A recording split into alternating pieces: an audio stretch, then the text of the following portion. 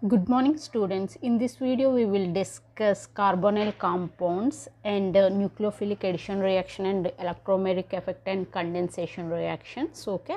So aldehydes and ketones are carbonyl compounds because they containing carbon oxygen double bond in their structure. So aldehyde కీటోన్స్లో మనకి carbon double bond oxygen bond అనేది ఉంటుందండి. So అందుకనే మనం ఆల్డిహైడ్స్ని కీటోన్స్ని carbonyl compounds అంటాం అన్నమాట. So carbon C double bond ఓని మనం ఏమంటాం కార్బొనైల్ గ్రూప్ అంటామండి. So carbon C double bond ఓని మనం ఏమంటాం కార్బొనైల్ గ్రూప్ అంటామండి. సో ఈ కార్బొనైల్ గ్రూప్లో ఈ కార్బన్ని కార్బొనైల్ కార్బన్ అంటాం, ఈ ఆక్సిజన్ కార్బొనైల్ ఆక్సిజన్ అంటాం అన్నమాట. ఓకేనండి. సో ఆల్డిహైడ్ ఫంక్షనల్ గ్రూప్ ఇది, కీటోన్ ఫంక్షనల్ గ్రూప్ ఇదండి. సో ఆర్సిహెచ్ఓని మనం ఏమంటాం ఆల్డిహైడ్ అంటాం అన్నమాట. ఆర్సిహెచ్ఓని ఆల్డిహైడ్ అంటాం. సో ఇందులో మనం సిహెచ్ఓ అని ఈ సిహెచ్ఓ ఫంక్షనల్ గ్రూప్ ఉంటే దాన్ని ఆల్డిహైడ్ అంటాం అన్నమాట. సో అలాగే కీటోన్లో మనకి సి డబుల్ బాండ్ ఓ ఉంటుంది అన్నమాట. సో ఆల్డిహైడ్లో ఈ కార్బొనైల్ గ్రూప్ అనేది కార్బన్ ఆటమ్ తోటి హైడ్రోజన్ ఆటమ్ తోటి అటాచ్ అయి ఉంటుందండి. అదేవిధంగా కీటోన్లో కూడా ఈ C double bond O means carbonyl group అనేది 2 కార్బన్ ఆటమ్స్కి అటాచ్ అయి ఉంటుందండి. ఓకేనా. సో ఇది బ్యూటరాల్డిహైడ్ అండి. సో ఈ బ్యూటరాల్డిహైడ్లో మనం దీని alpha beta gamma carbon atoms అంటామండి. సో ఎలాగంటే ఈ కార్బొనైల్ గ్రూప్కి అటాచ్ అయిన కార్బన్ ఆటమ్ని మనం ఆల్ఫా కార్బన్ ఆటమ్ అంటాం. ఆల్ఫా కార్బన్ ఆటమ్ని అటాచ్ అయిన కార్బన్ ఆటమ్ని బీటా కార్బన్ ఆటమ్ అంటాం. బీటా కార్బన్ ఆటమ్ని అటాచ్ అయిన కార్బన్ ఆటమ్ని గామా కార్బన్ ఆటమ్ అంటామండి. సో ఈ బ్యూటరాల్డిహైడ్లో మనకి ఆల్ఫా కార్బన్ ఆటమ్స్ ఉంటాయన్నమాట. సో ఈ ఆల్ఫా కార్బన్ ఆటమ్కి అటాచ్ అయిన హైడ్రోజన్ ఆటమ్ని ఆల్ఫా హైడ్రోజన్స్ అంటామండి. ఫర్ సపోజ్ బెంజాల్డిహైడ్ ఉంది కదా, ఈ కార్బొనైల్ గ్రూప్ని అటాచ్ అయ్యండి ఉన్న కార్బన్ ఆటమ్ని మనం ఆల్ఫా కార్బన్ ఆటమ్ అనమండి. సో ఈ బెంజాల్డిహైడ్లో ఆల్ఫా కార్బన్ ఆటమ్ అనేది యాబ్సెంట్ అండి. సో ఇంటూ మార్క్ పెట్టానమాట, ఆల్ఫా కార్బన్ ఆటమ్ అనేది యాబ్సెంట్ అన్నమాట. ఓకేనండి. మనము types of organic reactions discuss చేసాం కదండి. అప్పుడు ఎడిషన్ రియాక్షన్ డిస్కస్ చేసాం కదా. ఎడిషన్ రియాక్షన్లో మనం ఏం డిస్కస్ చేసాం, ఎలక్ట్రోఫిలిక్ ఎడిషన్ రియాక్షన్ డిస్కస్ చేసాం, and free radical addition reaction discuss చేసాం. అండ్ న్యూక్లియోఫిలిక్ ఎడిషన్ రియాక్షన్ అనేది నేను డిస్కస్ చేయలేదన్నమాట. ఎందుకంటే ఈ కార్బొనైల్ కాంపౌండ్స్ డిస్కస్ చేసేటప్పుడు ఈ న్యూక్లియోఫిలిక్ ఎడిషన్ రియాక్షన్ డిస్కస్ చేద్దామని నేను ఆగానండి. సో ఇవన్నీ రివిజన్ క్లాసెస్ కదా, ఓన్లీ ఇంపార్టెంట్ క్వశ్చన్స్ అనేవి నేను డిస్కస్ చేస్తాను అనమాట. ఇంపార్టెంట్ క్వశ్చన్స్కి ఆన్సర్ అనేది ఎలా రాయాలో తెలియాలి కదండి. సో దానికోసమే నేను యూట్యూబ్ స్టార్ట్ చేశాను. ఓకేనండి. సో టాపిక్లోకి వెళ్ళిపోదామండి. Nucleophilic addition reaction. When an addition reaction involve the initial attack by nucleophile, the reaction is referred as nucleophilic addition. ఓకేనండి. సో ఎడిషన్ రియాక్షన్లో మనకి న్యూక్లియోఫైల్ అనేది ఇన్వాల్వ్ అయింది అనుకోండి, న్యూక్లియోఫైల్ అనేది సబ్స్ట్రేట్ మాలిక్యూల్ని అటాక్ చేసింది అనుకోండి. సో అటాక్ చేసిన తర్వాత మనకు ప్రోడక్ట్ అనేది ఫామ్ అవుతుంది కదా. ప్రోడక్ట్ ఫామ్ అయింది అనుకోండి, సో మనం దాన్ని ఏమంటాం న్యూక్లియోఫిలిక్ ఎడిషన్ రియాక్షన్ అంటామండి. When an addition reaction involves the initial attack by a nucleophile, the reaction is referred to as nucleophilic addition. ఓకేనండి. సో ఈ న్యూక్లియోఫిలిక్ ఎడిషన్ రియాక్షన్స్ ఏ కాంపౌండ్స్ అనేవి ఇస్తాయో మనం చూద్దామండి.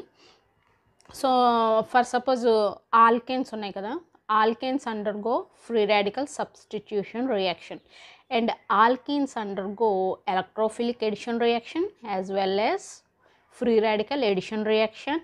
Carbonyl compounds means aldehydes and ketones undergo nucleophilic addition reaction. ఇవి చాలా important అండి. So మనకి ఎగ్జామ్లో కొన్ని ఇంపార్టెంట్ ఎంసీక్యూ బిట్స్ వస్తాయండి. సో ఏం అడుగుతారంటే what is the characteristic reactions of alkanes అని అడుగుతారండి. ఆల్కేన్స్ అంటే ఏంటి, సింగిల్ బాండ్ కంటైనింగ్ హైడ్రోకార్బన్స్ అనమాట. అప్పుడు మనం ఏం పెడతామండి, ఫ్రీ రాడికల్ సబ్స్టిట్యూషన్ రియాక్షన్స్ అని పెట్టాలి. ఓకేనండి. నెక్స్ట్ ఇంకేమడుతుంది, what is the characteristic reactions of alkenes means double bond containing hydrocarbons. So అప్పుడు మనం ఏం పెడతామండి, ఎడిషన్ రియాక్షన్ అని మనం ఆన్సర్ పెడతాం అన్నమాట. Next what is the characteristic reactions of carbonyl compounds అని అడిగితే మనం న్యూక్లియోఫిలిక్ ఎడిషన్ రియాక్షన్ అని ఆన్సర్ పెట్టాలండి. ఈ బిట్స్ చాలా ఇంపార్టెంట్. ఓకేనండి. సో నెక్స్ట్ పాయింట్ చూద్దామండి. Carbonyl compounds containing carbonyl group. Okay. aldehyde and ketones containing carbonyl group, so they undergo nucleophilic addition. ఓకేనండి. The carbon oxygen double bond is highly polar. So The carbon oxygen double bond is highly polar in character. This is because of high electronegativity of oxygen as compared to carbon. So ఏంటండి, ఈ carbon oxygen double bond అనేది చాలా polar అండి, polar అన్నమాట. ఎందుకు, oxygen అనేది highly electronegative atom compare to carbon అండి. ఓకేనండి. సో ఈ విధంగా పొలారిటీ డిఫరెన్స్ ఉండడం వల్ల ఏమవుతుంది, ఈ 2 ఎలక్ట్రాన్స్ అనేవి ఆక్సిజన్ వైపు అట్రాక్ట్ అవుతాయండి. సో అట్రాక్ట్ అవ్వడం వల్ల చూడండి మనకు పొలారిటీ అనేది డెవలప్ అయింది అనమాట. ఫస్ట్ ఇక్కడ ఎన్ని పేర్ ఆఫ్ ఎలక్ట్రాన్స్ ఉంటాయంటే 2 పేర్ ఆఫ్ ఎలక్ట్రాన్స్ ఉంటాయండి. సో ఈ డబుల్ బాండ్ ఉంది కదా, ఈ పై ఎలక్ట్రాన్స్ ఇక్కడ షిఫ్ట్ అవ్వడం వల్ల మనకు చూడండి 3 పేర్ ఆఫ్ ఎలక్ట్రాన్స్ వచ్చినాయి అన్నమాట. సో ఈ పై ఎలక్ట్రాన్స్ ఇక్కడ షిఫ్ట్ అవ్వడం వల్ల మనకి కార్బన్ ఆటమ్ దగ్గర ఎలక్ట్రాన్ డెఫిషియన్సీ వస్తుంది కదా, సో అందుకని ఇక్కడ పాజిటివ్ ఛార్జ్ వస్తుంది. ఈ ఎలక్ట్రాన్స్ ఆక్సిజన్ మీద షిఫ్ట్ అవ్వడం వల్ల ఇక్కడ నెగిటివ్ ఛార్జ్ అనేది వస్తుందండి. ఓకేనండి. So the carbonyl group may be represented shows below. So మనకి ఈ కార్బొనైల్ గ్రూప్ని మనం ఇలా రిప్రజెంట్ చేస్తామండి. ఓకేనండి. సో న్యూక్లియోఫిలిక్ ఎడిషన్ రియాక్షన్కి ఎగ్జాంపుల్ ఏంటంటే the addition of hydrogen cyanide to acetone is an example of nucleophilic addition. So మనం ఒకవేళ ఎగ్జామ్లో అడిగారు అనుకోండి న్యూక్లియోఫిలిక్ ఎడిషన్ రియాక్షన్ అంటే మనం కంపల్సరీ ఈ ఎగ్జాంపుల్ అండ్ మెకానిజం ఈ 3 స్టెప్స్ కూడా రాయాలి. ఓకేనండి. సో ఎగ్జాంపుల్ ఏంటి, the addition of hydrogen cyanide to acetone is an example of nucleophilic addition. So ఇది ఎసిటోన్ అండి, ఇది హైడ్రోజన్ సైనైడ్ అనమాట. So acetone is reacted with hydrogen cyanide, it gives acetone cyanohydrin. So మనకి acetone cyanohydrin అనే compound అనేది ఇస్తుందండి. ఓకేనండి. So step 1లో ఏంటండి, సో స్టెప్ 1లో మనకి ఏం కావాలి, ఎలక్ట్రోఫైల్ అండ్ న్యూక్లియోఫైల్ అనేది ఫామ్ అవ్వాలి. సో ఈ హైడ్రోజన్ సైనైడ్ ఏమవుతుంది, అయనైజేషన్ అవుతుందండి. చూడండి hydrogen cyanide undergo ionisation give proton and cyanide ion. So మనకి ఏంటి, ప్రోటాన్ సైనైడ్ అయన్ అనేది ఫామ్ అవుతుందండి. ఈ హైడ్రోజన్ సైనైడ్ అనేది అయోనైజేషన్ అయ్యి H+Cn- అనేది ఫామ్ అవుతుంది. ఈ H+ని మనం ప్రోటాన్ అంటామండి, Cn- సైనైడ్ అయ్యాను అంటాం అన్నమాట. ఈ Cn- అయ్యాన్ని సైనైడ్ అంటాం కదా, ఇది న్యూక్లియోఫైల్, ఈ ప్రోటాన్ అనేది ఎలక్ట్రోఫైల్ అన్నమాట. సో నెక్స్ట్ స్టెప్ మీరే చెప్తారు. సో ఎలాగా, న్యూక్లియోఫిలిక్ ఎడిషన్ రియాక్షన్ కాబట్టి ఫస్ట్ న్యూక్లియోఫైల్ అనేది సబ్స్ట్రేట్ మాలిక్యూల్ని అటాక్ చేస్తుందండి. ఇక్కడ మనకు సబ్స్ట్రేట్ మాలిక్యూల్ ఏదండి, ఎసిటోన్ అనేది సబ్స్ట్రేట్ మాలిక్యూల్, హైడ్రోజన్ సైనైడ్ అనేది రియేజెంట్.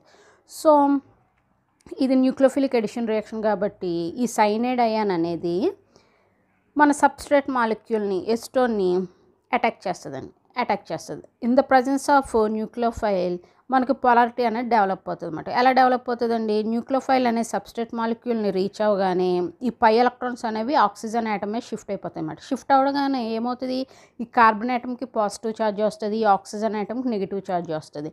సో ఈ సైనైడ్ అయాన్ అనేది నెగిటివ్ ఛార్జ్ కదా, సో ఈ నెగిటివ్ ఛార్జ్ అనేది positive part of the substrate మాలిక్యూల్కి బాండ్ ఫామ్ చేస్తుందండి. సో ఇక్కడ మనకు పాజిటివ్ పార్ట్ ఏదండి, కార్బన్ అనేది పాజిటివ్ ఛార్జ్ ఉంది కదా, ఈ పాజిటివ్ కార్బన్ యాటమ్తో ఈ సైనైడ్ అనేది బాండ్ ఫామ్ చేస్తుంది. చూసారా, CnC అనేది మనం ఇక్కడ ప్లేస్ చేసాం కదా, ఈ O- అనేది ఇలాగ ఉంటుందండి. ఈ ఫైనల్గా స్టెప్ 2లో యానియాన్ అనేది ఫామ్ అయింది కదండి. సో నెక్స్ట్ ఏమవుతుందంటే స్టెప్ 3లో నెక్స్ట్ ఏమవుతుందంటే ఈ యానియాన్ అనేది ప్రోటాన్ అనుకోండి, ప్రోటాన్ అనేది ఎలక్ట్రోఫైల్ కదా, సో ఈ ప్రోటాన్ అనేది యానియాన్ని అటాక్ చేస్తుంది అన్నమాట.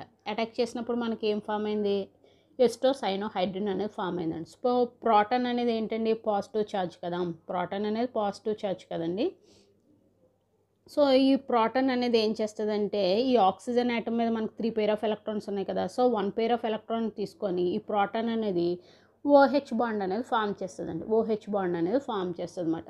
సో H+లో ఒక ఎంటీ ఆర్బిటల్ ఉంటుంది, ఈ 2 ఎలక్ట్రాన్స్ని యాక్సెప్ట్ చేసి మనకి ఇక్కడ OH బాండ్ అనేది ఫామ్ అయిందండి. ఫైనల్గా మనకి 3rd స్టెప్లో ఎస్టోసైనోహైడ్రిన్ అనేది ఫామ్ అయిందండి. నెక్స్ట్ టాపిక్ ఏంటంటే ఎలక్ట్రోమెరిక్ ఎఫెక్ట్ ఆన్ కార్బొనైల్ కాంపౌండ్స్ అన్నమాట. సో ఎలక్ట్రోమెరిక్ ఎఫెక్ట్ మనం ఎలక్ట్రాన్ డిస్ప్లేస్మెంట్ ఎఫెక్ట్ అని కూడా అంటాం అన్నమాట. సో యాక్చువల్లీ ఎలక్ట్రోమెరిక్ ఎఫెక్ట్ అంటే ఏంటంటేనండి చాలా simple maths. So double bond or triple bond containing compounds ఉంటాయి కదండి, ఈ కాంపౌండ్స్ అనేవి ఎలక్ట్రోఫైల్కి ఎక్స్పోజ్ అయినప్పుడు ఏమవుతుందంటే, ఫర్ సపోజ్ ఇదేంటండి double bond containing carbonyl group కదా, సో ఫర్ సపోజ్ ఈ కార్బొనైల్ గ్రూప్ని మనం ఎలక్ట్రోఫైల్కి ఎక్స్పోజ్ చేసినప్పుడు ఏమవుతుందంటే పొలారిటీ అనేది డెవలప్ అవుతుందండి. సో పొలారిటీ అనేది డెవలప్ అవుతుంది అన్నమాట. సో దీన్ని మనం ఏమంటామండి, ఎలక్ట్రోమెరిక్ ఎఫెక్ట్ అంటాం అన్నమాట. దీన్ని మనం ఏమంటాం, దీన్ని మనం ఎలక్ట్రోమెరిక్ ఎఫెక్ట్ అంటామండి. ఓకేనా. సో మనం ఏంటి కార్బొనైల్ కాంపౌండ్స్ మనం ఎలక్ట్రోఫైల్కి ఎక్స్పోజ్ చేసినప్పుడు ఏమవుతుంది, ఈ ఎలక్ట్రోఫైల్ అనేది ఈ కార్బొనైల్ గ్రూప్ని అటాక్ చేస్తుంది కదండి. అటాక్ చేసినప్పుడు ఏమవుతుంది, పొలారిటీ అనేది డెవలప్ అవుతుంది. ఈ పై ఎలక్ట్రాన్స్ అనేవి ఆక్సిజన్ యాటమ్కి షిఫ్ట్ అయిపోతాయి అన్నమాట. ఎందుకండి, ఈ ఆక్సిజన్ అనేది మోర్ ఎలక్ట్రోనెగటివ్ యాటమ్ కదా. సో అందుకనే కంపేర్ టు కార్బన్ యాటమ్, అందుకనే ఈ పై ఎలక్ట్రాన్స్ అనేవి ఈ ఆక్సిజన్ యాటమ్ మీద షిఫ్ట్ అవుతాయండి. సో షిఫ్ట్ అవ్వడం వల్ల మనకేంటి, ఇక్కడ ఎలక్ట్రాన్ డెఫిషియన్సీ రావడం వల్ల ఈ కార్బన్ యాటమ్ మీద పాజిటివ్ ఛార్జ్ ఉంటుంది, ఆక్సిజన్ యాటమ్ మీద నెగిటివ్ ఛార్జ్ ఉంటుందండి. ఓకేనా. సో మనకేంటి, ఈ ఎలక్ట్రోమెరిక్ ఎఫెక్ట్ అనేది టెంపరీ ఎఫెక్ట్ అండి. ఎందుకంటే ఈ ఎలక్ట్రోఫైల్కి ఎక్స్పోజ్ చేసినప్పుడు మాత్రమే ఈ పై ఎలక్ట్రాన్స్ అనేవి షిఫ్ట్ అవుతాయి అన్నమాట. పై ఎలక్ట్రాన్స్ అనేవి మోర్ ఎలక్ట్రోనెగటివ్ యాటమ్కి షిఫ్ట్ అవుతాయండి. ఫర్ సపోజ్ మనం ఎలక్ట్రోఫైల్కి ఎక్స్పోజ్ చేయలేదనుకోండి, అప్పుడు ఈ electron displacement or electromeric effect అనేది ఉండదన్నమాట. అందుకనే మనం ఎలక్ట్రోమెరిక్ ఎఫెక్ట్ని ఏమంటామండి, టెంపరీ ఎఫెక్ట్ అంటామన్నమాట. సో ఇప్పుడు వన్ బై వన్ పాయింట్స్ చూద్దామండి. So it involves the pi electrons of double bond and triple bond. So మనకి డబుల్ బాండ్ ట్రిపుల్ బాండ్లో పై ఎలక్ట్రాన్స్ ఉంటాయి కదండి. ఫర్ సపోజ్ ఇది డబుల్ బాండ్ కదా, ఈ డబుల్ బాండ్లో పై ఎలక్ట్రాన్స్ మాత్రమే షిఫ్ట్ అయినాయి కదా. సో మనకి ఎలక్ట్రోమెరిక్ ఎఫెక్ట్లో పై ఎలక్ట్రాన్సే ఇన్వాల్వ్ అవుతాయండి, పై ఎలక్ట్రాన్స్ అనేవి ఇన్వాల్వ్ అవుతాయి అన్నమాట. Okay. It involves the pi electrons of double bond and triple bond. The electromeric effect refers to the polarity produced in a multiple bonded compounds as it is approached by a reagent. The electromeric effect is temporary effect. It takes place only in the presence of reagent. So electromeric effect అనేది temporary effect అండి. Already points discuss చేసాం కదండి. Next అండి, when a double bond or a triple bond is exposed to a attack by a electrophile, the two pi electrons which forms the double bond completely transferred to one atom or the other. So ఇక్కడ ఏం లేదండి. So ఈ double bond or triple bond containing compounds మనం ఎలక్ట్రోఫైల్కి expose చేసినప్పుడు ఏమవుతుందండి, ఈ pi electrons అనేవి మోర్ ఎలక్ట్రోనెగటివ్ యాటమ్కి షిఫ్ట్ అవుతాయని చెప్తున్నారండి. ఓకేనా.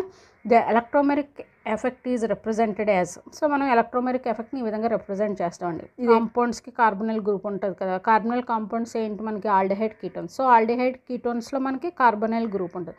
సో ఈ కార్బొనైల్ గ్రూప్ని మనం ఎలక్ట్రోఫైల్కి ఎక్స్పోజ్ చేసినప్పుడు ఏమవుతుంది, ఎలక్ట్రాన్ డిస్ప్లేస్మెంట్ అనేది జరిగి polarity అనేది డెవలప్ అవుతుందండి. ఓకేనా. The curved arrow shows the displacement of electron pair in carbonyl group. So మనకి కర్వ్డ్ యారో ఏం రిప్రజెంట్ చేస్తుందండి, డిస్ప్లేస్మెంట్ ఆఫ్ ఎలక్ట్రాన్స్ని ఇండికేట్ చేస్తుందన్నమాట. సో ఈ పై ఎలక్ట్రాన్స్ అనేవి ఆక్సిజన్ యాటమ్ మీద డిస్ప్లేస్ అయినాయి అని మనకి రిప్రజెంట్ చేస్తుందండి. Next, carbon atom lost its share pair of electrons and oxygen atom gained this pair of electrons. So మనకి ఇక్కడ ఏమైంది, ఈ ఎలక్ట్రోఫైల్కి ఎక్స్పోజ్ చేయడం వల్ల ఈ పై ఎలక్ట్రాన్స్ అనేవి ఆక్సిజన్ యాటమే షిఫ్ట్ అయింది. సో కార్బన్ యాటమ్ అనేది ఎలక్ట్రాన్ లాస్ అయింది అండ్ ఈ 2 ఎలక్ట్రాన్స్ని ఆక్సిజన్ గెయిన్ చేసిందండి, అదే చెప్తున్నారు.